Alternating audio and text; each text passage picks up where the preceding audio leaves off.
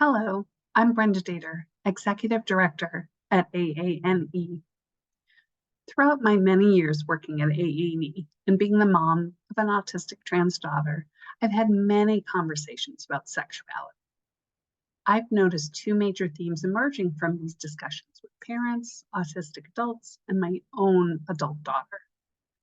First, autistic adults often define intimacy and sexuality more expansively and don't necessarily hold themselves to rigid or permanent labels in terms of who they are attracted to and want to have intimate relationships with. Second, parents want their offspring to find love and close connections so that they aren't lonely or isolated and can experience the joy and fulfillment of love. At the same time, and regardless of their autistic child's sexual orientation, parents often worry that their children will be too trusting when shown kindness or affection and won't be able to discern when others are trying to take advantage of them. One core theme emerges. The deep desire is for the autistic individual to find a mutually intimate connection with another person and feel appreciated and loved just as they are. My daughter gave me permission to share how her sexuality has evolved over time and some of the experiences she is currently navigating. Before my autistic daughter came out as transgender, she said she was asexual. When she would talk to me about her sexuality, she would say that she felt love for others and wanted to be close to them, but didn't want a sexual relationship. She found a large asexual community of autistic adults to talk to online and felt very seen and validated. She didn't feel like a sexual relationship was missing from her life, but she did want closeness and intimacy. Intimacy means so much more than having sex. It encompasses being able to be vulnerable with another person and having their support, feeling cared for and caring for another person's well-being, and finding joy and contentment from interactions. And of course, it also means learning how to negotiate and recover from the inevitable annoyances, disagreements, and miscommunications that occur when we are in a close relationship with other people. Once Rachel came out as transgender, she was very clear she was attracted to people who identify as women and no longer defined herself as asexual. Just as she had found the asexual community prior to coming out as trans, she found ways to meet and interact with queer women in person and online.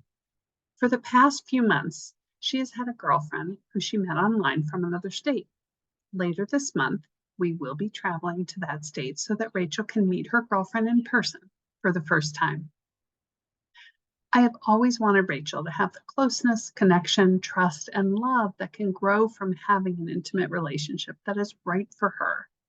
And I want her to have that with whomever she's attracted to. And I think it's very important for Rachel and her girlfriend to meet in person to see if their online connection translates to an in-person connection. It absolutely could, or they may find that online is how they best interact. Whatever happens, they need the chance to learn more. But like all parents of any adult, regardless of neurology or sexual orientation, our paramount desire is for her physical, emotional, and sexual safety. And like many people at the start of a relationship, we worry that Rachel may be overlooking some potential issues that are cause for concern. At the same time, as we hold these concerns, we support her wish to have the relationship she wants. Finding someone who fills her deep desire for intimacy and who seems equally interested in her brings her so much happiness.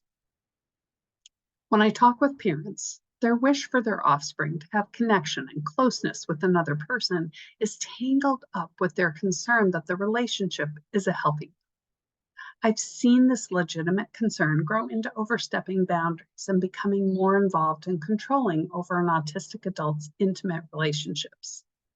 Although the parental intention is to help their child avoid critical mistakes, it can result in the autistic adult not having agency and being able to make decisions around who they are intimate with.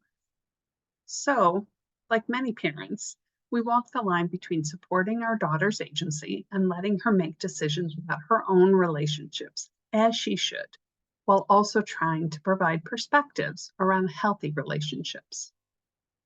How do we make sure Rachel has the autonomy to make decisions about her close relationship and also support her in determining whether or not a relationship is healthy or if she might need help?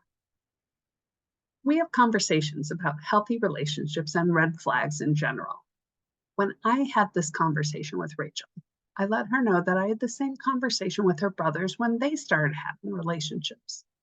Being manipulated or taken advantage of by others is a universal concern, not an autistic, trans, or queer specific concern. Rachel was better able to hear the message when she didn't feel like it was directed only at her or because of her gender, sexuality, or disability. We build in opportunities where we can also get to know her partner. We don't want to be overly involved, but anytime our kids have had an intimate relationship, we offer to include their partners when appropriate. It gives us a chance to get to know each other and keeps us connected to our kids. We acknowledge that intimate relationships can bring both joy and difficulty. We have conversations about what mutual respect and trust looks like and maintaining self-worth independent of the relationship. If we see behavior changes in our kids, like an increase in depression or anxiety, or becoming isolated from us, we check in to see how they're doing and make sure they have a trusted person who can help them assess and resolve any relationship concerns, even if they don't want us more involved. I'm thrilled that Rachel wants and has found intimacy with someone. I know it has been hard for her to watch others experience this joy and has felt left behind at times. My wish for her, as well as for my other children, is to find relationships where they value each other, find joy in each other, celebrate and support each other, and have mutual care and respect.